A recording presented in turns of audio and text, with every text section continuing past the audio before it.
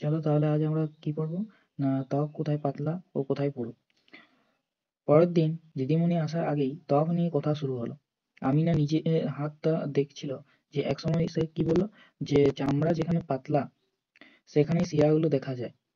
তাহলে দেখবে আমাদের হাতের ওপরেই যে চেটো আছে, চেটোর উপরে শিরা দেখা যায়, ঠিক আছে। দেখবে একটু সবুজ ভাব,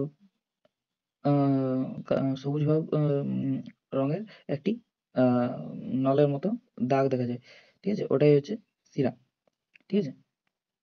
চামড়া যেখানে মোটা সেখানে দেখা যায় না, অর্থাৎ চামড়ার যে লেয়ার, এই লেয়ারের ভিতরে এই নলটি আছে যদি, তাহলে এক্ষেত্রে রশ্মি আসে কিন্তু ভেদ করে যেতে পারে না, তার জন্য নলটি আমরা দেখতে পাই না, ঠিক আছে, অনেক লেয়ার থাকার কারণে।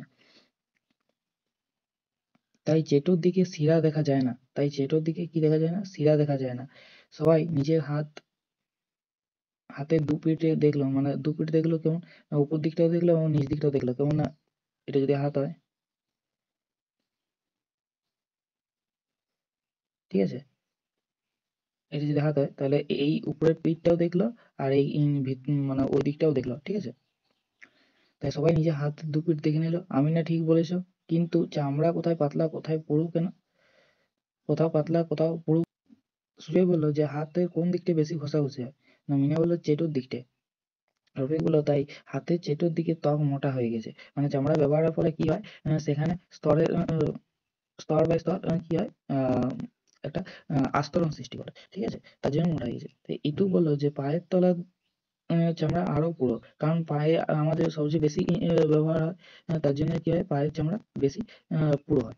গোড়ালির কাছটা সবচেয়ে পুরো, সেখানে বেশি ভর লাগে বলে, মানে যদি আমাদের এই পায়ের দিকটা এই দিকটা কি হয়, আমাদের বেশি ঘষা হয়, তার জন্য এখানে কি হয়, আমাদের বেশি ক্ষয় হয় এবং তার জন্য সেখানে পুরো হয়ে গেছে।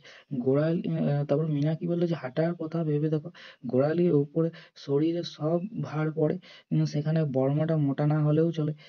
এদিকে সুজন রফিকের হাতের চামড়াটা দু আঙ্গুল দিয়ে ধরলো, বললো এইভাবে ধরে দেয়, কোথাকার চামড়া কোথা কতটা পুরো বুঝতে পারবি, ঠিক আছে।